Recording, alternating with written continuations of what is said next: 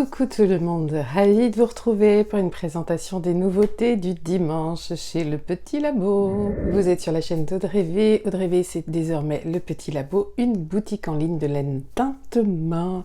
Et je reviens vous voir tous les dimanches jusque-là. Il se peut qu'il y ait des dimanches sans, mais pour l'instant ce sont des dimanches avec des nouveautés. C'est vrai que c'est une entreprise qui démarre, donc on a commencé l'aventure le 1er avril, je dis on parce que vous en faites clairement partie. Si vous ne découvrez pas cette chaîne aujourd'hui, c'est que vous faites carrément partie de cette aventure parce que vous avez sans doute un peu suivi les Spring Vlogs tout le mois d'avril. Presque tout le mois d'avril. Je vous ai embarqué avec moi dans les préparatifs de plein de choses pour le petit labo, dans l'avancée, l'évolution, la réflexion, etc. Donc une entreprise qui démarre, ça veut dire qu'on avance à petits pas. La boutique ne peut pas être remplie comme ça tout le temps. Si, remarquez, je pourrais, tout ce que je teins au fur et à mesure de la semaine, je pourrais le mettre dans la boutique au fur et à mesure que c'est teint, mais j'ai pas envie de faire de cette façon, d'avoir 10 échevaux par-ci, 10 échevaux par-là. Je préfère que quand je vous dis la boutique est remplie, il y a quand même un petit peu de choses à y trouver. En général, si vous commandez le dimanche ou le lundi, il est vraiment fort probable que vous receviez votre commande dans la semaine. Alors là, il y a des jours fériés la semaine prochaine, donc ça va être un petit peu plus compliqué, même si moi je vais essayer de faire partir les choses dans les temps. Je pense que ça va décaler quand même parce qu'il me semble qu'il y a plusieurs jours fériés. Il n'y a pas que le 8 mai, il me semble qu'il y a le 9 aussi. Je me tape une petite incruste parce que évidemment j'ai pas regardé la liste des choses que j'avais à vous dire. Je l'ai regardée après et je me suis dit mais non, t'as oublié de dire ça. Donc on réinstalle tout et on refait une petite incruste. Déjà, vous remercier très très chaleureusement pour l'accueil de dingue que vous avez réservé au calendrier de l'Avent qui s'appelle donc ma boîte de bas 2025. Donc tout a été vendu, je suis ravie, tout est parti dans la journée. Je dirais même que tout est parti quasiment dans la matinée, le dernier est parti dans l'après-midi. Donc merci pour votre confiance, merci de croire en tout ce que je propose, vraiment ça me fait chaud au cœur. J'ai eu plein aussi de mails, de messages sur Insta et de mails sur la boîte mail que je vous mets en dessous en adresse pour me joindre, des personnes qui me disaient ne pas avoir eu le temps de prendre leur calendrier parce qu'elles n'ont pas pu consulter le site avant l'après-midi, il n'y avait plus rien. Bah oui, je sais. Je peux pas faire plus, j'aurais adoré faire plus. En parallèle de ça, j'ai eu aussi plein de retours qui me disent moi j'aurais adoré mais c'est beaucoup trop cher pour moi. Et là vous savez très bien que je comprends je comprends parfaitement de quoi vous parlez. Évidemment un calendrier de l'Avent c'est plus cher parce qu'il y a une quantité de laine particulière. Là il ne s'agit pas de 1 ou 2 échevaux, là je rappelle que le mien c'est quand même 920 grammes de laine il me semble, donc oui ça commence à chiffrer. J'ai pris en compte toutes ces remarques et je me suis dit que pour celles qui n'avaient pas pu pour des raisons financières, prendre leur calendrier de l'Avent, je pouvais aussi vous proposer quelque chose qui s'appellerait la box de Noël. Donc j'ai mis en ligne la box de Noël, elle est sur le site là déjà, vous n'êtes pas obligé d'attendre 9 heures, elle est déjà accessible. Dans cette box de Noël, je vais vous proposer 2 échevaux d'une très jolie matière. Qui fera rentrer le cachemire. Peut-être que je vous en aurais proposé avant du cachemire dans la boutique, mais là je vais vous proposer un mélange de mérino cachemire. J'avais envie d'une matière qui se distingue un petit peu pour marquer le coup avec une box de Noël. Donc ce sera une box qui sera composée de 2 échevaux de ça. Et puis quelques goodies, quelques petits trucs de Noël bien sûr. Je rappelle que dans mes box, dans le calendrier, tout ça, il n'y a pas de patron, il n'y a pas de denrées alimentaires. Mais j'attache toujours beaucoup de soin à ce que les choses restent cohérentes dans ce que je peux vous proposer, dans les petits plus, les petits à côté, les petits goodies, les petites choses que je rajoute pour que ce soit sympa. Donc je vous propose cette box de Noël, vous pourrez la déposer au pied du sapin, voilà. Vous ouvrirez votre colis et vous pourrez déposer la box au pied du sapin et attendre le 24. Il y a des gens qui l'ouvrent le 24, il y a des gens qui l'ouvrent le 25. Moi c'est le 24 au soir, en général c'est à l'heure de l'apéro. On n'attend pas minuit mais c'est normal, mes enfants sont grands, on a passé l'âge, on n'attend pas non plus le 25 matin que le Père Noël soit passé. On fait en sorte qu'il passe avant l'apéro, enfin pour l'apéro, voilà, c'est ça qu'on aime. Donc voilà ce que je vous propose. C'est pareil, c'est en nombre limité, donc je pourrais évidemment pas faire plaisir à tout le monde. Je les mets en vente maintenant parce que j'ai besoin de m'organiser. J'en mets quand même quelques-unes en vente, mais j'ai vraiment besoin de m'organiser, d'anticiper les choses. Mon planning est écrit aussi en fonction de ces box de Noël. Planning de teinture, mais pas que, hein, parce que tout ça, ça demande de la préparation aussi au niveau de l'emballage, parce que je vous envoie pas juste ça dans un sac colis, hein, non, non. Donc tout ça, ça prend beaucoup de temps et écoutez, j'espère que ça vous plaira, que ça plaira à celles qui n'ont pas pu prendre le calendrier de l'Avent faute de moyens, peut-être aussi à celles qui n'ont pas pu prendre le calendrier de l'Avent parce qu'arrivé trop tard. Bah écoutez, bon, je crois que cette parenthèse est terminée et je vous laisse avec la découverte de toutes les nouveautés. Donc je vais vous parler des quelques entrées dans la boutique. Alors on va commencer avec ce qui va rentrer en mérino lin. Et là, je vais mettre mes lunettes parce que c'est très compliqué de donner des noms à des coloris que vous savez que vous n'allez pas reproduire. Hein. Franchement, c'est très compliqué. Ça me fait beaucoup réfléchir. Ça me fait perdre un temps fou, en fait. Parce que j'ai envie que les choses restent cohérentes. Et puis après, je me dis, bon, allez, c'est pas grave, c'est qu'un nom de coloris. Donc, on commence avec celui-ci qui s'appelle Pizzicato Purple and Red. Voilà, alors... Pizzicato Purple and Red, est-ce qu'il est comme ça? Ouais, il est vraiment comme ça, donc c'est pas trop mal. Oui, je vous l'ai pas dit, nous sommes samedi matin, moi je pars pour une journée Lénorama suivie d'un tricoté, donc il fallait absolument que je tourne cette vidéo avant de partir. Donc Mérino lin, 10% de lin, c'est super wash, c'est 366 mètres pour 100 grammes. Voilà, c'est trop beau, j'adore. J'avais envie de ce mélange de violet et de rouge. On va dire rouge, hein, c'est un rouge, et puis toujours avec le lin, ce que j'aime, parce que là je n'ai travaillé que en speckles, c'est vraiment laisser ce côté naturel de la fibre, qui est vraiment hyper joli.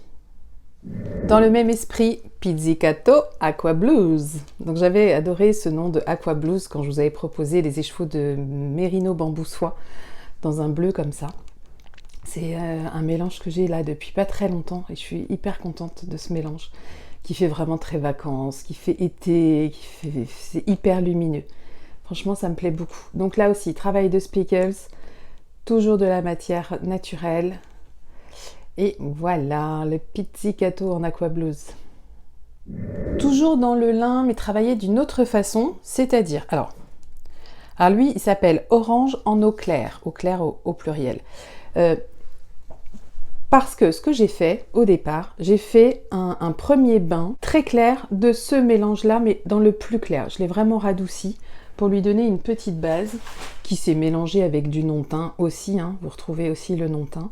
Donc il y a ce mélange-là et s'en sont suivis ensuite des speckles. Et je suis hyper fan de ce que ça donne. J'aime beaucoup aussi. Franchement, c'est très beau. Ouais, évidemment, je dis toujours que c'est très beau. Ça, vous avez l'habitude. Et pour finir, dans les nouveautés lin, c'est un coloris que j'ai appelé bleu salopette. Et vous allez voir pourquoi. Voilà, bleu salopette. Voilà, il est comme ça, bleu salopette. Avec plein de reflets, avec plein de nuances. C'est trop beau ce bleu salopette. Et je l'ai appelé bleu salopette parce que quand j'étais ado, j'avais une salopette dans ce bleu-là. Et c'est resté chez moi. On dit le bleu salopette, on sait tout de suite de quel bleu on parle. Vous savez, c'est ce bleu un peu qu'on dirait aussi un bleu de travail. Bon, moi je préfère carrément bleu salopette, c'est plus joli. Donc vous avez plein de nuances de bleu, hein, là, sur ce bleu salopette, avec toujours le lin qui apparaît en fibre naturelle par endroits. Voilà, il est très beau aussi celui-ci. Pour celles qui aiment le bleu, je pense que ça devrait vous combler. On enchaîne avec le Mérino bambou soie que vous me demandez toutes les semaines. Donc, qu'est-ce qu'on a refait?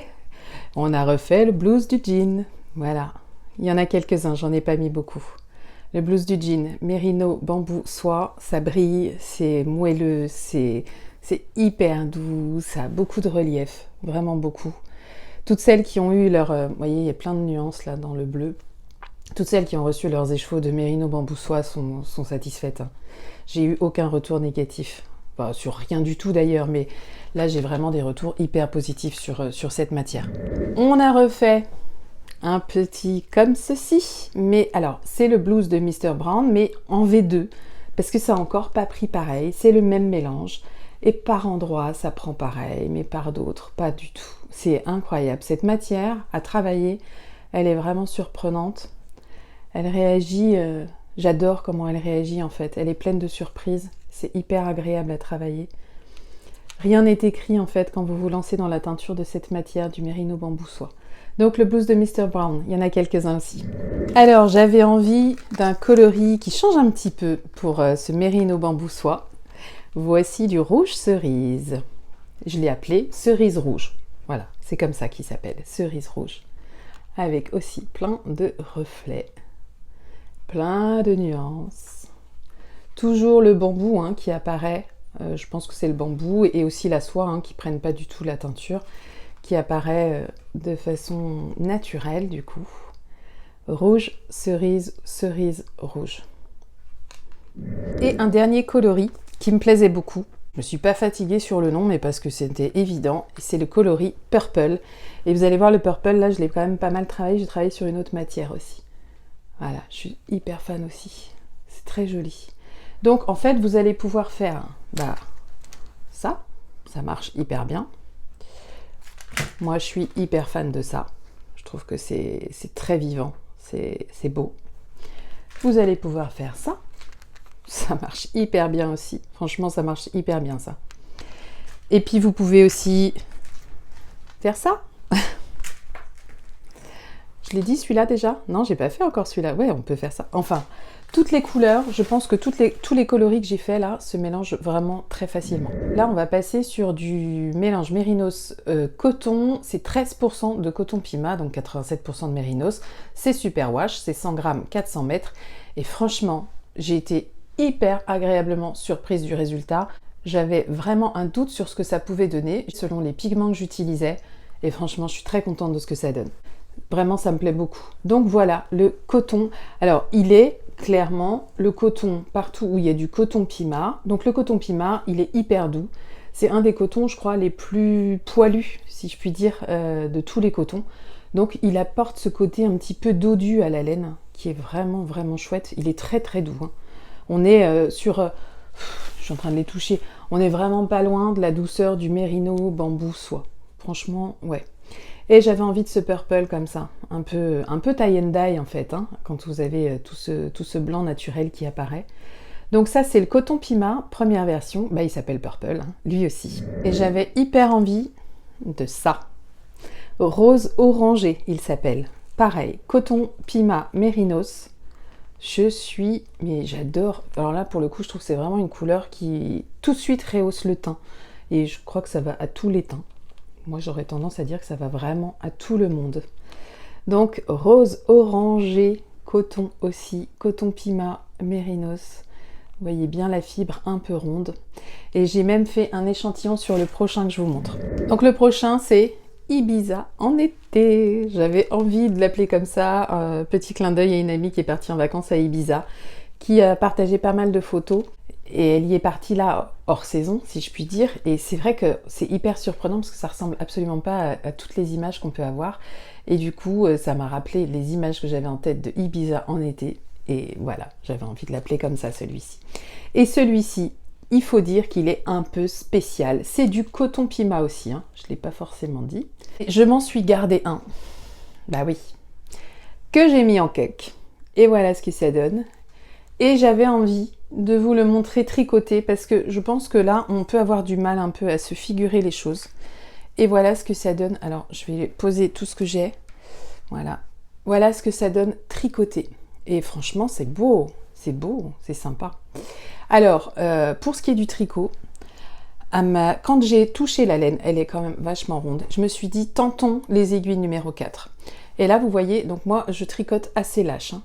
Je l'ai tricoté en aiguille numéro 4. Donc, j'ai fait 24, vous avez 24 mailles, et j'ai fait, je sais pas, peut-être une quinzaine de rangs. Donc, 24 mailles, je dois être à 13 ou 14 cm, hein, évidemment. Ça dépasse largement. Mais c'est pour vous montrer qu'en aiguille 4, bah, moi je trouve que ça passe bien et que ça se tente. Donc selon les projets que vous voulez faire, si vous tricotez serré en plus, franchement vous n'aurez aucune difficulté à partir sur une aiguille 4. Alors moi en aiguille 4, c'est assez lâche. Hein. Je n'ai pas rebloqué mon échantillon, donc je ne sais pas ce qu'il va donner, mais ça reste quand même bien souple, hein, ce coton là. Ça apporte bien beaucoup de souplesse. Et je crois que ça peut faire de belles choses. Donc je m'en suis gardé un. Et je pense que je ferai un châle dedans. Parce qu'avec un écheveau, je ne vais pas pouvoir faire grand chose. Mais voilà, je trouvais ça sympa de pouvoir vous le montrer tricoté celui-ci. Parce qu'il est quand même... Parce que c'est vrai que c'est un coloris qui est quand même particulier. Et voilà ce que ça donne. Le cake est trop beau. Voilà, j'adore, j'adore. Bon, maintenant on va passer au petit kit duo. Il y en a quelques-uns. Je vais aller très vite pour vous les passer. J'avais fait d'avance plusieurs kits faites des paires. Donc voilà ce qu'il reste. Donc très jolie nuance. Donc celles qui l'ont eu. Là maintenant je peux les mettre dans la boutique parce que tout le monde l'a eu, je pense. Sinon ce serait très inquiétant. Donc voilà ce que les filles ont reçu, mais avec un autre 20 grammes parce que c'était pour hommes, donc il fallait quand même peut-être un peu plus de matière. Donc elles ont eu un autre écheveau qui était dans ces tons-là, il me semble, dans les tons mauve violacés. Donc des kits chaussettes faites des paires. Et voilà, j'avais très envie, là je l'ai appelé le retour du printemps. Voilà, il est trop beau le retour du printemps. Voilà, il y en a quelques-uns. J'ai pas trop chargé la mule en kit chaussettes, j'avoue. Et là, on a un autre kit chaussettes. Et celui-ci, il s'appelle Violet endormi. Voilà, j'avais envie de violet endormi. Parce que des petits speckles violets, là, qui sont venus se poser par endroits. Voilà, et quelques kits chaussettes. Ceci, j'en ai aussi avec un mini vert. Je ne sais plus si j'ai prévu de les mettre, mais soyez pas surprise, vous aurez le choix entre soit un mini abricot, moi je trouve que c'est plus abricot, et un mini vert qui sera comme ça. Donc vous choisirez selon ce que j'aurais mis dans la boutique. Si je l'ai mis dans la boutique, je suis même plus sûre, je ne sais plus. Oui, parce que j'ai quand même des trucs d'avance. J'essaye de faire des trucs d'avance pour pas être prise de court au cas où. On sait jamais ce qui peut se passer. Mais écoutez, voilà pour ce que la boutique va vous proposer aujourd'hui dimanche. Mise en ligne dans la boutique à 9 h pour celles qui regardent la vidéo avant. N'hésitez pas à me faire vos retours sur des choses que vous aimeriez voir. C'est toujours hyper constructif. Ça ne veut pas dire que je vais faire. Hein. Je ne m'exécute pas à la demande. Mais n'hésitez pas si vous avez des suggestions, des propositions pour peut-être, moi, de mon côté, améliorer les choses. Je vous remercie de m'avoir suivi. J'espère vous revenir très vite avec peut-être un weekly vlog, peut-être quelque chose de spontané. Je ne sais pas encore. Là, c'est vrai que je manque énormément de temps pour tout. J'ai à peine le temps de tricoter. Alors, je vais pas dire ça me manque pas parce que en fait, j'ai pas le temps de tricoter, mais à côté, heureusement, je fais d'autres choses que j'aime. C'est vachement moins frustrant que si j'avais un boulot qui me saoule et qu'en plus, j'avais pas le temps de tricoter. Là, j'ai pas le temps de tricoter. Mais à côté, je fais quelque chose que j'adore faire. Donc ça va, le compromis est tout à fait gérable, en tout cas pour l'instant. Je vous dis à très bientôt et passez un excellent dimanche, une belle semaine, quel que soit le moment où vous me regardez. À très bientôt, ciao tout le monde.